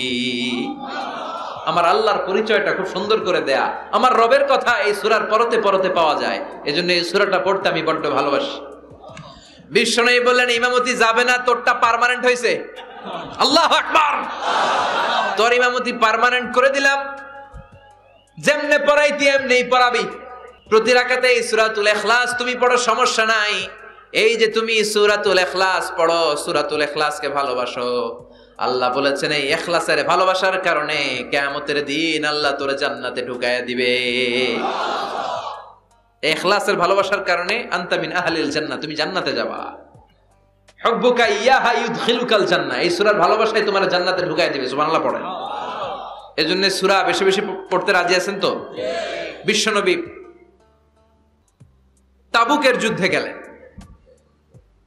তাবুকের ময়দানে বিশাল যুদ্ধের ময়দান। বিশ্বনবী 30,000 সৈন্য নিয়ে গিয়েছেন, আর খ্রিস্টানদের সৈন্যদের সংখ্যা হচ্ছে প্রায় 40,000। কিন্তু বিশ্বনবী যুদ্ধে এসেছেন শুনে খ্রিস্টান বাদশা দৌড়, সৈন্যবাহিনী নিয়ে সব পালায় গেছে। যুদ্ধ ছাড়াই বিশ্বনবীর বিজয় দিছে কে? বিশ্বনবী তো মহা খুশি, আল্লাহর শুকরিয়া আদায় করলেন। যুদ্ধের ময়দানে বিশ্বনবী দাঁড়িয়ে আছেন, হঠাৎ দেখলেন সাইয়েদনা জিবরাইল আকাশ থেকে জমিনে নেমে আসছে। জিব্রাইলকে আল্লাহ তাআলা 600 পাখা দিয়েছিলেন। সহিহ মুসলিমের বর্ণনা, রাআ রাসূলুল্লাহি জিবরিলা ওয়া লাহু 600 জানাহ। 600 পাখা, কয়শো? 600 পাখা মেলে সাইয়েদনা জিব্রাইল নেমে আসছেন। ওনার পাখার কারণে সূর্যের আলো পৃথিবীর মধ্যে পড়তে বাধা সৃষ্টি হচ্ছে। অন্ধকার দেখে বিশ্বনবী তাকিয়ে দেখে জিব্রাইল একা না, জিব্রাইলের সাথে হাজার হাজার ফেরেশতার বহর। বিশ্বনবী বললেন, কত ফেরেশতা এসেছে? কয় 1,40,000। সাইয়েদনা জিব্রাইল বললেন, ও নবী, আপনি যুদ্ধের ময়দানে আল্লাহর শুকরিয়া করেন, আর ওই মদিনাতে আপনার কলিজার টুকরা সাহাবী মুআবিয়া ইবনে মুআবিয়া আল মুজানি একটু আগে শেষ নিঃশ্বাস ত্যাগ করেছে গো নবী। বিশ্বনবী পড়লেন, ইন্না লিল্লাহি ওয়া ইন্না ইলাইহি রাজিউন। সাইয়েদনা জিব্রাইল বলেন, নবী, এইমাত্র মুআবিয়া ইবনে মুআবিয়া আল মুজানি দুনিয়া থেকে বিদায় নিয়েছে, আপনি কি তার রূহের মাগফিরাতের জন্য গায়েবানা জানাজা পড়বেন না? বিশ্বনবী বললেন, অবশ্যই পড়ব। সাহাবাদের মধ্যে ঘোষণা দিয়ে দিলেন, সবাই ওযু করে আসো, যুদ্ধের ময়দানে আল্লাহ আমাদেরকে বিজয় দিয়েছে, আর খবর পেলাম মদিনাতে আমার সাহাবা মুআবিয়া ইন্তেকাল করেছে, মুআবিয়ার রূহের মাগফিরাতের জন্য আমরা গায়েবানা জানাজা পড়ব। পড়েন সুবহানাল্লাহ। গায়েবানা জানাজা কি বুঝেন? লাশ থাকে না সামনে, লাশ নাই, 4 তাকবীর, এটা আপনি পড়তে পারেন, এটা আপনি পড়তে পারবেন। লাশ নাই, কিন্তু তার জন্য দোয়ার জন্য পড়তে পারবেন। জানাজা মানেই দোয়া, দোয়া লিল মাইয়িত। 4টা তাকবীর, আপনি অনেক দোয়া করছেন এই মরা লাশের জন্য, এটা তো অর্থ তো বোঝে না, এই জন্য জানাজার পরে আবার হাত তুলে দোয়া করা লাগে আমাদের, কারণ কি দোয়া করছে এটা বুঝি নাই, বুঝলে কিন্তু আর লাগতো না, ঠিক কিনা? বিশ্বনবী সাহাবাদের নিয়ে দাঁড়ালেন, লম্বা লম্বা কাতার হলো। সাহাবীদের কাতারের শেষে সাইয়েদনা জিব্রাইল 1,40,000 ফেরেশতাদেরকে নিয়ে জানাজায় শরীক হলেন। বিশ্বনবী 4 তাকবীর দিয়ে জানাজা পড়লেন, আল্লাহু আকবার, আল্লাহু আকবার, আল্লাহু আকবার, আল্লাহু আকবার। 4টা তাকবীরের মধ্য দিয়ে জানাজা শেষ করলেন। বিশ্বনবী তাকিয়ে দেখে সাহাবাদের পেছনে 1,40,000 ফেরেশতা দাঁড়িয়ে জানাজায় শরীক হয়েছে। বিশ্বনবী বললেন, জিব্রাইল, কোনদিন তো এত ফেরেশতা নিয়ে কারো জানাজায় শরীক হতে দেখি নাই। ঘটনা কি? কি এমন আমল ছিল আমার মুআবিয়ার, যে আমলের কারণে মুআবিয়ার নামটা আল্লাহর আরশে চলে গিয়েছে? 1,40,000 ফেরেশতার বহর নিয়ে তুমি জানাজায় শরীক হয়েছো, কি এমন গোপন আমল ছিল আমার মুআবিয়ার, আমারে বলো। সাইয়েদনা জিব্রাইল বললেন, নবী, আপনার মুআবিয়া বিশেষ একটা আমল করত। বিশ্বনবী বললেন, কি সেটা? সাইয়েদনা জিব্রাইল বলে, আপনার এই সাহাবী কাইমান আও কাঈদান, জালিসান আও মাশিয়ান, উঠতে বসতে চলতে ফিরতে সব সময় আপনার এই সাহাবী পড়তে থাকতো, কুল হুয়াল্লাহু আহাদ, আল্লাহুস সামাদ, লাম ইয়ালিদ ওয়া লাম ইউলাদ ওয়া লাম ইয়াকুল লাহু কুফুয়ান আহাদ। পড়েন সুবহানাল্লাহ। উঠতে বসতে চলতে ফিরতে সব সময় এই সাহাবীর একটা অভ্যাস ছিল, উনি কুল হুয়াল্লাহু আহাদের উপর আমল করত, বেশি বেশি সূরাতুল ইখলাস পড়তো। পড়তে রাজি আছেন? আজ থেকে বেশি বেশি সূরাতুল ইখলাসের উপর আমল বাড়ানোর দরকার আছে না নাই? বিশ্বনবী প্রতিদিন সকালবেলা, সন্ধ্যাবেলা, ওয়া ইনদামা ইয়াযহাব ইলা ফিরাশি, আর রাতে যখন বেডে ঘুমাতে যেতেন, হাত দুইটা এরকম করতেন, করে তিনি সূরাতুল ইখলাস পড়তেন, সূরাতুল ফালাক পড়তেন, সূরাতুন নাস পড়তেন। এই 3টা সূরা পড়তেন। এই 3টা সূরাকে একসাথে বলে 3 কুল। কি বলে? কুল আস-সালাসা, কারণ এই 3টা সূরার শুরুতে কুল আছে না নাই? 3 কুল পড়ে বিশ্বনবী হাতের মধ্যে ফু দিতেন। ফু দিয়ে মাথা থেকে শুরু করে মুছতে মুছতে মুছতে মুছতে পা পর্যন্ত মুছতেন, হাত মুছতেন, সারা দেহের যতটুকু সম্ভব বিশ্বনবী সারা দেহের মধ্যে এই 3 কুল পড়া হাত দুইটা দিয়ে সারা দেহের মধ্যে বিশ্বনবী হাত বুলিয়ে দিতেন, মেসেজ করে দিতেন, সুবহানাল্লাহ। সকালে, সন্ধ্যায়, আর রাতের বেলা বিছানায় গেলে। এটা protection from all the bad আইস। যত হিংসুক চক্ষু আছে, যত ভূত পেতনি আর শয়তানের অনিষ্ট আছে, সব থেকে আপনাকে রক্ষা করবে কে? আল্লাহ। এজন্য প্রতিদিন এগুলো পড়বেন। কি কি পড়বেন? এরকম হাত দুইটা মিলায়া সূরা ইখলাস, সূরা ফালাক, সূরা নাস, 3টার বলে একসাথে 3 কুল। কি বলে? আজকে থেকে এটার আমল করা যাবে। মা আয়েশা যখন অসুস্থ হতেন, বিশ্বনবীর কাছে যে বললেই বিশ্বনবী বলতেন, আয়েশা, হাত দুইটার একসাথে করো, সূরা ফালাক পড়ো, ইখলাস পড়ো, নাস পড়ো, ফু দাও, আর সারা দেহে মেসেজ করো। সুবহানাল্লাহ পড়েন। বিশ্বনবী একবার সেজদায় আছেন, কিসে আছেন? চিল্লা এখন। সেজদা অবস্থায় লাদাগাতহু আকরাব, একটা বিচ্ছু পোকা এসে বিশ্বনবীর হাতের মধ্যে কামড় দিয়েছে। বিচ্ছু কামড় দিলে খুব আরাম লাগে না? হ্যাঁ, বিষাক্ত, পয়জনাস, ভেনামাস। বিশ্বনবী ব্যথা পাচ্ছেন, প্রচন্ড ব্যথায় বিশ্বনবী অস্থির। বিশ্বনবী বললেন লাআনাতুল্লাহি আলাল আকরাব, এই বিচ্ছুর উপর আল্লাহর লানত। এটা মুসল্লিও চিনে না, নবীও চিনে না, কোন জায়গায় কামড় দিতে হবে এটাও জানে না, কিন্তু কামড় দিয়েছে, ব্যথায় কাতরাচ্ছে। বিশ্বনবী বললেন লবণের পানি গরম দাও, আঙ্গুলের উপরে ঢালো।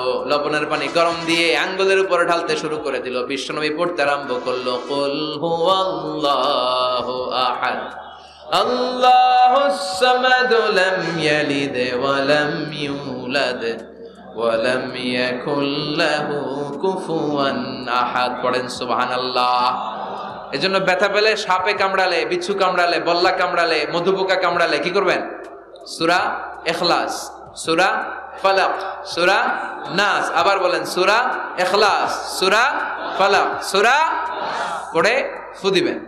আর রাত্রিবেলা, সকালবেলা ঘুমোতে যাওয়ার আগে হাতের মধ্যে ফুল দিয়ে সারা দেহে মেসেজ। মনে থাকবে না? মাহফিল শেষ, ওয়াজও শেষ, মনে থাকবে তো? আল্লাহ বললেন কুল হুয়াল্লাহু আহাদ। নবী আপনি বলেন আল্লাহ একজন, এক এবং অদ্বিতীয়। আমাদের আল্লাহ কয়জন? একজন হওয়াতে আমাদের জন্য লাভ না লস? কেমনে লাভ? 3 জন 4 জন হইলে কইতাম আমগো আল্লাহ 60 জন। হ্যাঁ, 3 জন হইলে 3 রকম বলতো, একজনের খুশি করে পারি না। 3 জন হইলে ঝামেলা আছে না নাই? আল্লাহ যদি 2 জন হতো কি হতো? একজন বলতো এতদিন তুমি তোমার মন মতো মহাবিশ্বের সব কিছু পরিচালনা করেছো, আজকে থেকে আমি আমার মন মতো করবো। ঝামেলা আছে না নাই? এতদিন দুনিয়ার মানুষগুলো পায়ে ভর দিয়ে হাঁটতো, হাত দিয়ে খেত, এখন থেকে যতগুলা মানুষ আসবে সব হাতে চলবে আর পা দিয়ে খাবে। আছে না নাই? এতদিন যাবত মেয়েরা গর্ভধারণ করতো তোমার নিয়মে, ছেলেরা কামাই করতো, এখন থেকে পুরুষরা গর্ভধারণ করবে, মেয়েরা কামাই করবে। আছে না নাই?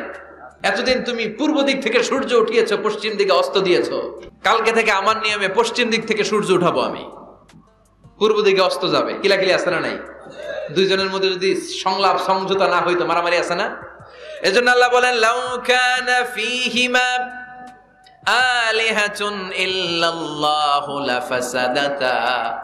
মহাবিশ্বে আল্লাহ একজন না হয়ে যদি একাধিক হতো, মহাবিশ্বটা মুহূর্তের মধ্যে ধ্বংস হয়ে যেত। ঠিক কি না? এজন্য আল্লাহ একজন হওয়াতে আমাদের লাভ হয়েছে। 3 জন হইলে 3 রকম কথা কইতো। ঠিক কি না? একজন বলতো আমারে বেশি ডাকস না কেন, ওরে ডাকস কেন? একজন বলতো ওরে ডাকস, আমারে ডাকস না কেন? ওর জিকির করলি, আমার নামের জিকির করলি না কেন? ওরে খুশি করতে চাস, আমারে করস না কেন? ভেজাল হইতো না? এখন একজন, মারলেও আসি, কাটলেও আসি, বাঁচলেও আসি, একজন। সুবহানাল্লাহ পড়েন। এটা সহজ হয়ে গেছে। এজন্য আল্লাহ বললেন কুল হুয়াল্লাহু, সবাই বলেন কুল হুয়াল্লাহু আহাদ, মানে এক বা একক। আল্লাহর কোনো শরীক নাই, তার কোনো সাথী নাই, তার কোনো বন্ধু নাই, তার কোনো বাবা নাই, তার কোনো পিতা নাই। তিনি হলেন আহাদ। আহাদ হচ্ছে আল্লাহর চমৎকার একটা নাম। সাইয়েদনা বেলাল রাদিয়াল্লাহু তাআলা আনহুকে ঈমান আনার জন্য অত্যাচার শুরু করা হলো। এমন কোন মাইর নাই তারা দেয়া হয় নাই, পিটিয়ে পিটিয়ে রক্তাক্ত করে জমিনে ফেলে রাখা হতো, পিটিয়ে গোশত হাড্ডি থেতলে ফেলা হতো।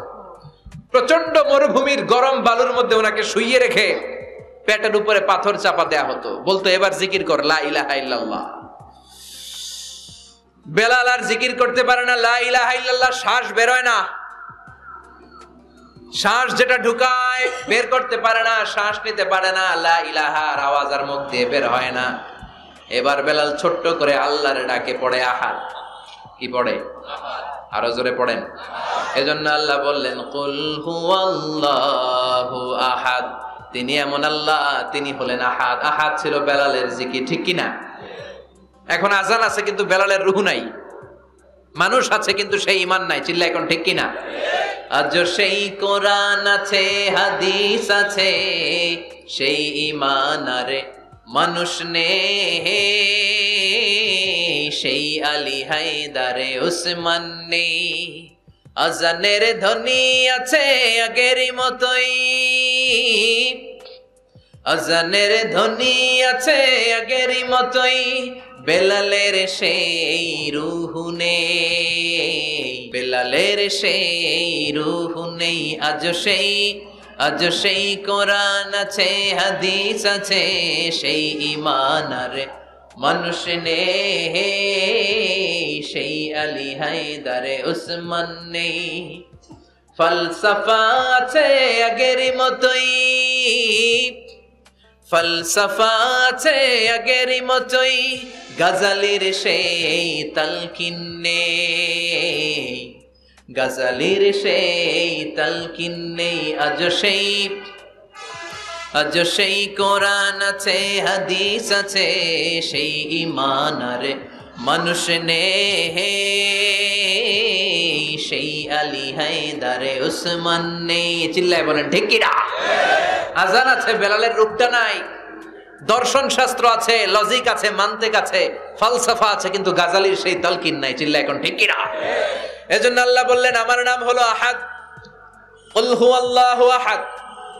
এরপর আল্লাহ বললেন আল্লাহুস সামাদ, আমার নাম হলো সামাদ। ওনার নাম কি? সামাদ মানে অমুখাপেক্ষী, কাদিউল হাজাত, যিনি সবার চাহিদা পূরণ করে। তিনি কে? যিনি সবাইরে দেয়, কারো কাছ থেকে কিছু চায় না। তিনি কে? সবাই যার কাছে ঠেকা, যিনি কারো কাছে ঠেকা না। চিল্লায় বলেন তিনি কে? মা ইউসমাদু ইলাইহিল খালকু কুল্লু, যার দিকে গোটা পৃথিবী হাত পেতে ফরিয়াদ করে,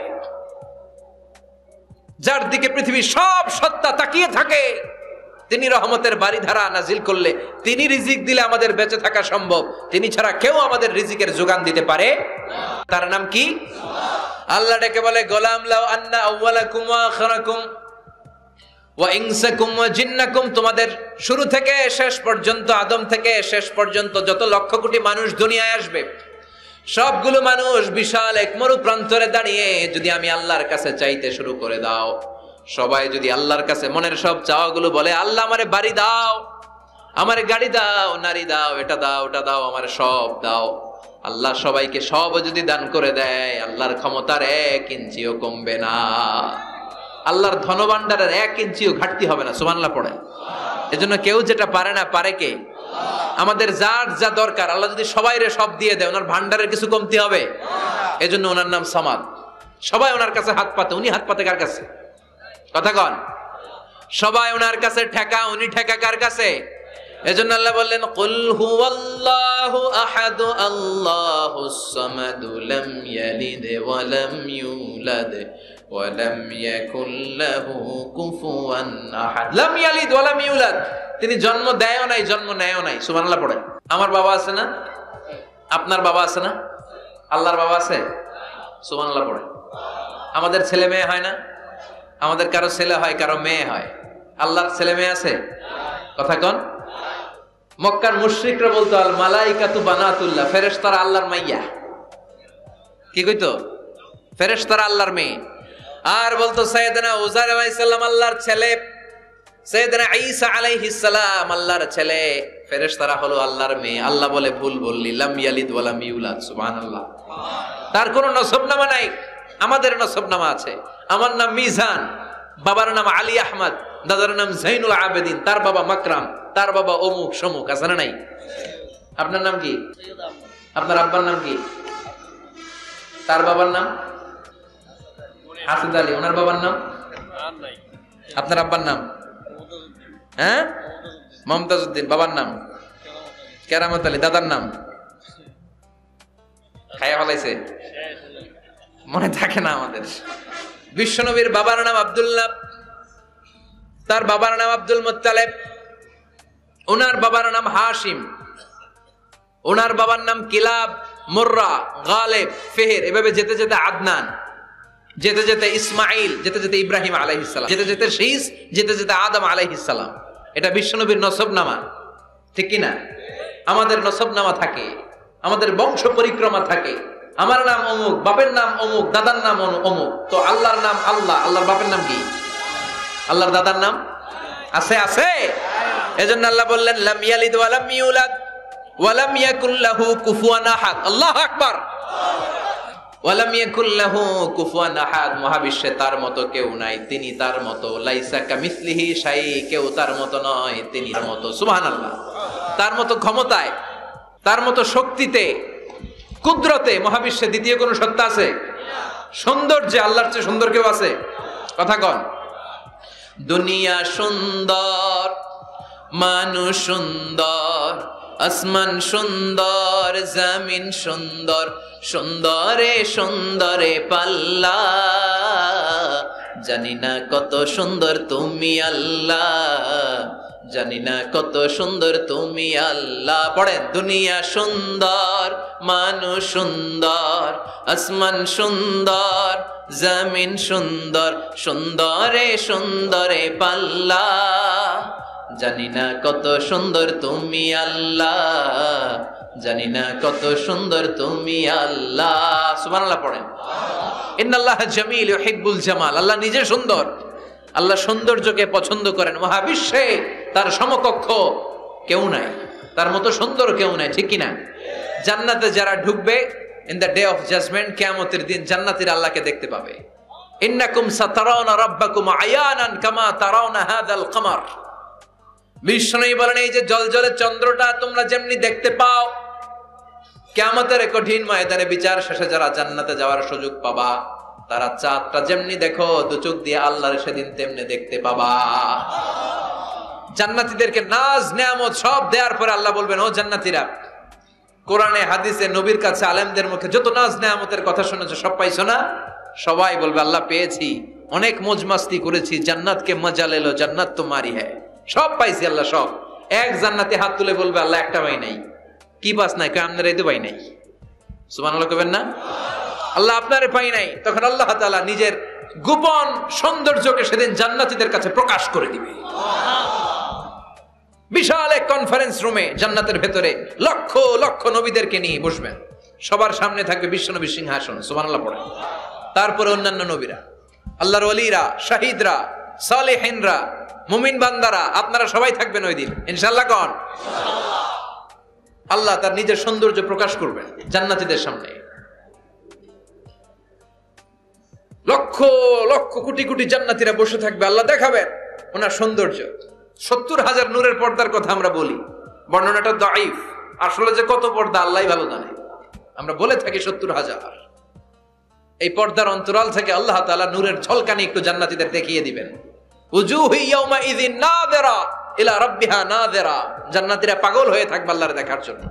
আল্লাহ 1 সেকেন্ডের ক্ষুদ্র ভাগ, 1 মাইক্রোসেকেন্ড, 1 মাইক্রোসেকেন্ডের 1000 ভাগ করলে 1 ন্যানো সেকেন্ড, 1 ন্যানো সেকেন্ডের জন্য আল্লাহ নূরের ঝলকটা জান্নাতীদের দেখিয়ে দিবেন। 1 সেকেন্ডেরও কম সময় দেখাবেন, দেখিয়েই নাই, কিন্তু 1 সেকেন্ডের জন্য কি যে এক ঝলক দেখলো, জান্নাতীরা এরকম তাকায় থাকবে। এক তাকানোতে লক্ষ বছর, কোটি বছর চলে যাবে, সামনে কিন্তু আল্লাহর নূর নাই। ওই যে 1 সেকেন্ড দেখাইছিল, পাগলের মতো তাকিয়েই থাকবে, লক্ষ কোটি বছর গুজরিয়ে যাবে। সুবহানাল্লাহ পড়েন। এজন্য সে আল্লাহ বললেন, কুল হুয়াল্লাহু আহাদ আল্লাহুস সামাদ লাম ইয়ালিদ ওয়া লাম ইউলাদ ওয়া লাম ইয়াকুল লাহু কুফুয়ান আহাদ। কুল হুয়াল্লাহু আহাদ। ও নবী, আপনি বলেন, আমি এক, আমি অদ্বিতীয়, আমার শরীক নাই। আল্লাহ নামটা এত মজার নাম। দেখেন, হাজার হাজার বছর ধরে এই মহাবিশ্বে যত আল্লাহর প্রিয় বান্দারা একটা নামের জিকির করে, নামটা কি? আল্লাহ। কি নাম? আল্লাহরে প্রাণ থেকে, হৃদয় থেকে একটা ডাক দেন, চিল্লায় পড়েন আল্লাহ। হৃদয় থেকে আল্লাহরে ডাকেন, পড়েন ইয়া আল্লাহ। হাজার বছর ডাকলেও পুরান লাগবে না, পুরাতন মনে হয় না। প্রতিদিনই নিত্য নৈমিত্তিক নামটারে নতুন মনে হয়, ঠিক কিনা? এজন্য আল্লাহ বললেন, হুয়াল আউয়ালু ওয়াল আখিরু ওয়াজ যাহিরু ওয়াল বাতিন ওয়া হুয়া বিকুল্লি শাইইন আলিম। প্রথমেও আমি, শেষেও আমি, গোপনেও আমি, প্রকাশ্যেও আমি, ঠিক কিনা? প্রথমে আল্লাহ আল্লাহ, শেষেও আল্লাহ আল্লাহ, আকাশে আল্লাহ আল্লাহ, জমিনে আল্লাহ আল্লাহ। পড়েন, প্রথমে আল্লাহ আল্লাহ, শেষেও আল্লাহ আল্লাহ, আকাশে আল্লাহ আল্লাহ, জমিনে আল্লাহ আল্লাহ। নিখিল জাহান গায়ে গুণগান, তার নামে গায় আমরাও গাহি তাআলা, হামদে বারি তাআলা, হামদে বারি তাআলা, হামদে বারি তাআলা। সুবহানাল্লাহ পড়েন। তিনি প্রথম, তিনি শেষ, তিনি প্রকাশ্য, তিনি গোপন। এজন্য চাইতে হবে কার কাছে? ওনার নামটা কত সুন্দর দেখেন, আলিফ লাম লাম হা, আল্লাহ। এটার কোন স্ত্রী বচন হয় না, এটার দ্বি বচন হয় না, এটার বহু বচন হয় না। ভগবানের ভগবতী আছে না নাই? ঈশ্বরের ঈশ্বরী, গডের গডেস। কিন্তু আল্লাহর নামের কোনো পরিবর্তন হয়? কি মজার নাম! বিপদে পড়লেই আমরা জপি। বিপদ যত বেশি হয় আল্লাহর নামের জিকির তত বেশি। আবার বিপদ যখন চলে যায় আল্লাহর নামের জিকিরও বন্ধ হয়ে যায়। এরকম ডাকাত আছে না নাই? ফাইদা রাকিবু ফিল ফুলকি দাআবুল্লাহ মুখলিসিনা লাহুদ্দিন ফালাম্মা নাজ্জাহুম ইলাল বাররি ইযা হুম ইউশরিকুন। আল্লাহ বলেন, আমার কিছু কুলাঙ্গার বান্দা আছে যেগুলো বিপদে পড়লে আমার নামের জিকির করে, বিপদ চলে যায় আমি আল্লাহরে গালি মারে। এরকম ডাকাইত আছে না নাই? ভূমিকম্প, আল্লাহ বাঁচাও, ভূমিকম্প নাই, ধুম্মা চলে ধুম, আছে না নাই? তুফানের মধ্যে পড়লে বলে আল্লাহ আমারে বাঁচাও। বজ্রপাতের মাঝখানে পড়লে আল্লাহর ডাকে, আল্লাহ তুমি আমারে বাঁচাও। বজ্রপাত নাই, আল্লাহও নাই। এরকম ডাকাইত আছে না নাই? এটা হচ্ছে মুনাফিকদের কারবার। মুমিনরা সব সময় জিকির করে একজনের, তিনি কে? এজন্য সূরাতুল ইখলাসের প্রথম আয়াত থেকে শিক্ষা হচ্ছে কুল হুয়াল্লাহু আহাদ। হে নবী, আপনি বলেন আল্লাহ একজন, আমরা একজনের কাছে চাবো। আমরা একজনের কাছে মনের জ্বালা, যন্ত্রণা, আকুতি, চাহিদা সব পেশ করব। আমাদের মনের যা চায় সব দিলেও তার ঘাটতি হবে না। চিল্লায় কোন ঠিক কিনা? এরপর আয়াতে আল্লাহ বললেন আল্লাহুস সামাদ, তিনি অমুখাপেক্ষী। গোটা বিশ্বের সবাই আল্লাহর কাছে ফরিয়াদ করে, আল্লাহ কারো কাছে ফরিয়াদ করে না, ঠিক কিনা? এরপরে আল্লাহ বললেন লাম ইয়ালিদ ওয়া লাম ইউলাদ, তিনি কাউরে জন্ম দেন নাই, জন্ম নেন নাই। সুবহানাল্লাহ পড়েন। ওয়া লাম ইয়াকুল লাহু কুফুয়ান আহাদ, তার মতো কেউ নাই। এটা আল্লাহর অস্তিত্বের ব্যাপারে একটা গুরুত্বপূর্ণ আকীদা। খেয়াল রাখবেন, আল্লাহর মতো কেউ হয় না, তিনি তার মতো। তিনি, অনেকে প্রশ্ন করে, কারণ হাদিসে পাওয়া যায় আল্লাহর হাত আছে, ইয়াদুল্লাহি ফাওকা আইদিহিম, ইয়াদুল্লাহি ফাওকাল জামাআ। একসাথে যারা থাকে তাদের উপর আল্লাহর হাত থাকে। তার মানে আমার মতো হাত না, আল্লাহর রহমত থাকে, ঠিক কিনা? আল্লাহ আরশের উপর থাকেন, কেমনে থাকেন এটা আমরা জানি না।